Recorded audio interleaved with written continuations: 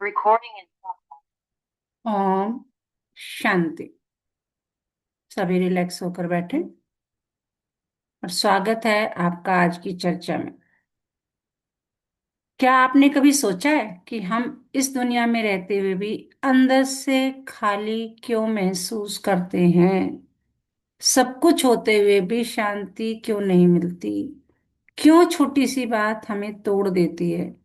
और क्यों माया का एक छोटा सा झोंका हमें हमारे रास्ते से भटका देता है?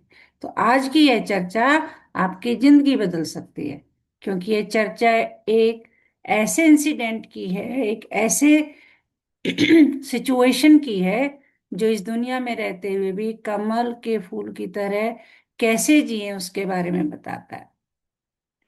अगर आपको लगता है कि लोग आपको समझते नहीं, अगर आपको लगता है कि आप बहुत कोशिश कर रहे हैं लेकिन फिर भी अशांत है, तो आज की चर्चा को अंत तक सुने, क्योंकि इस चर्चा से आपको समझ में आएगा एक गहरा सच, एक जीवन बदलने वाला अनुभव, और बाद में 5 मिनट का मेडिटेशन जो आपकी सोच बदल देगा। तो नीचे कमेंट में लिखिए, मैं अपनी जिंदगी बदलने के लिए तैयार हूं। तो चलिए समझते हैं आज की चर्चा एक कहानी के माध्यम से और कुछ उदाहरण के माध्यम से। राजेश एक सामान्य इंसान, नौकरी, परिवार, जिम्मेदारियां सब कुछ था उसके पास, लेकिन अंदर से वह हमेशा परेशान रहता था। ऑफिस में बॉस डांट देता, घर में छोटी छोटी बातों पर गुस्सा आता, रिश्तों में खटास बढ़ती जा रही थी।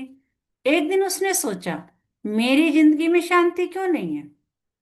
जैसे आज के समय में एक व्यक्ति के पास अच्छी नौकरी है, फैमिली है, लेकिन फिर भी वह हर समय तनाव में रहता है। उसका कारण क्या है? ईगो यानी देह अभिमान। तो राजेश धीरे धीरे नाम और रूप में फंसने लगा। लोग क्या कहेंगे, मेरी क्या इज्जत होगी, मेरा सम्मान। और यही था माया का पहला पंजा। जैसे मुरली में कहा गया है, देह अभिमान आया और थप्पड़ लगा।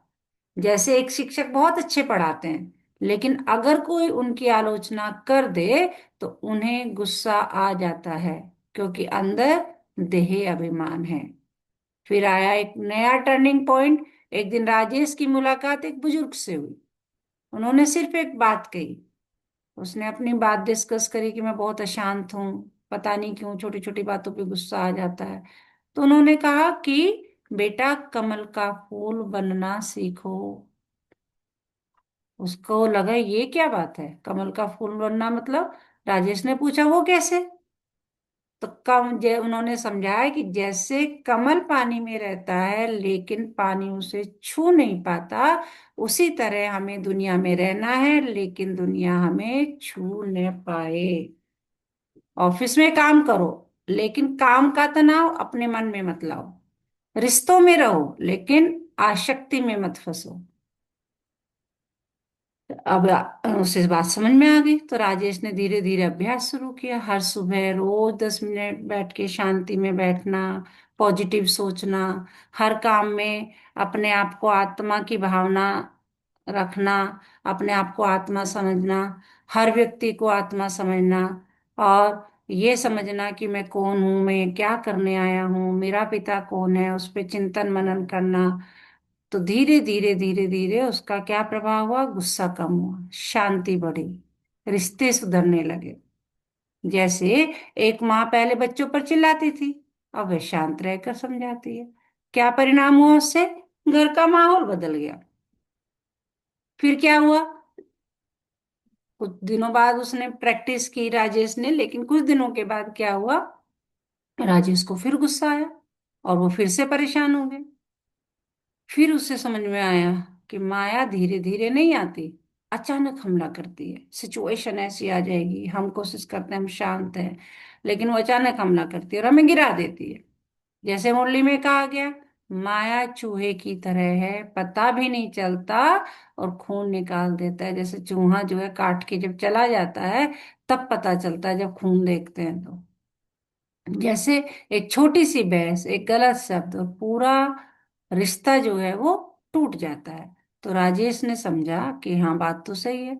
फिर उसे समझ में आया कि समस्या बाहर नहीं है, समस्या अंदर है। समस्या दूसरों में नहीं है, समस्या मेरे से शुरू होती है और मेरे से खत्म होती है। और समस्या का समाधान भी बाहर नहीं है, अंदर ही है।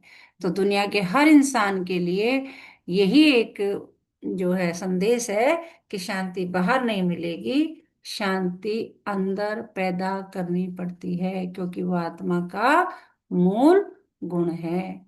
तो उसके लिए क्या करना पड़ेगा? ईगो छोड़ो, अटैचमेंट छोड़ो, सेल्फ अवेयरनेस अपनाओ। तो नीचे कमेंट में लिखिए कि मैं कमल के फूल जैसा बनना चाहता हूँ। अगर आप सच में अपनी जिंदगी बदलना चाहते हैं तो रोज सिर्फ 5 मिनट खुद के लिए बैठिए और याद रखिए, आप इस दुनिया में रहने आए हैं, इसमें खोने नहीं आए। तो और अपने आप को जब भी समय मिले अफर्मेशन दें, अपने आप को याद दिलाएं कि मैं आत्मा हूँ, मैं शांत स्वरूप आत्मा हूँ, मैं पवित्र आत्मा हूँ, मैं प्रेम से भरपूर आत्मा हूँ, मैं खुश आत्मा हूँ, मैं संतुष्ट आत्मा हूँ, मैं आनंद से भरपूर आत्मा हूँ, और मैं कमल के फूल की तरह दुनिया में रहते हुए भी उससे अलग हूँ। तो ये बात जो है अपनी सारा दिन मनन चिंतन चलना चाहिए। जब भी समय मिले अपने आप को याद दिलाएं कि मैं इस दुनिया में रहने आया हूँ, उसमें खोने नहीं आया हूँ। और अपनी जिंदगी को हर पल हर क्षण जो है बदलते हुए आप देखेंगे। चलिए अब एक छोटा सा मेडिटेशन करते हैं। आंखें बंद करें, लंबी गहरी सांस लें, अपने आप को महसूस करें। मैं शरीर नहीं, मैं एक शांत प्रकाशमान आत्मा हूं। मैं शरीर नहीं, मैं एक शांत प्रकाशमान आत्मा हूं। अब अपने आप को एक रोशनी के बिंदु के रूप में देखें, पॉइंट ऑफ लाइट, भ्रिकुटी के मध्य में। ये मुझे आत्मा का निवास स्थान है। मैं आत्मा इस शरीर की मालिक हूँ। मैं आत्मा इन कर्मेंद्रियों की मालिक हूँ। और अब ऊपर से देखें एक दिव्य प्रकाश, गोल्डन येलो प्रकाश मुझ पर आते हुए, और वह प्रकाश धीरे धीरे मुझ में समाते हुए ऐसे फील करें जैसे आप बैठे हैं, ऊपर से गोल्डन येलो कलर की बारिश हो रही है। हर दर्द, हर चिंता धीरे धीरे खत्म हो रही है। जहां जहां वो प्रकाश जाता जा रहा है,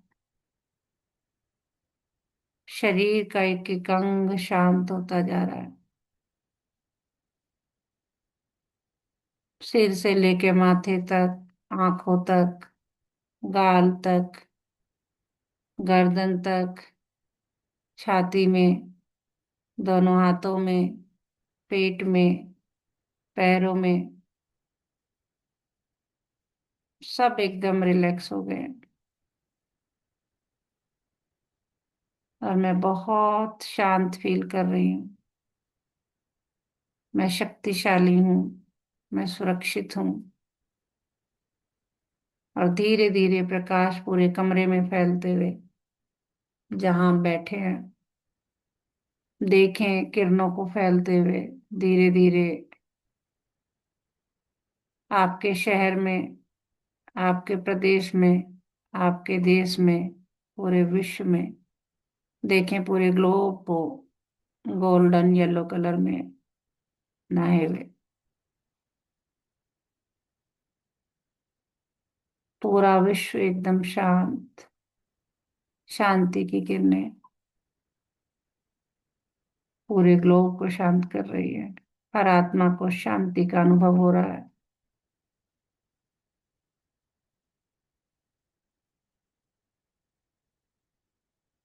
धीरे धीरे आंखें खोलें और पूरे यूनिवर्स को थैंक यू बोलें। अगर आपको भी ये वीडियो अच्छा लगा तो सिर्फ इसे लाइक मत कीजिए, इसे अपने जीवन में उतारिए और किसी एक ऐसे व्यक्ति को जरूर शेयर करें जिसे इसकी जरूरत है, क्योंकि एक सही विचार पूरी जिंदगी बदल सकता है। एक सही विचार पूरी जिंदगी बदल सकता है। अच्छा। ओम शांति।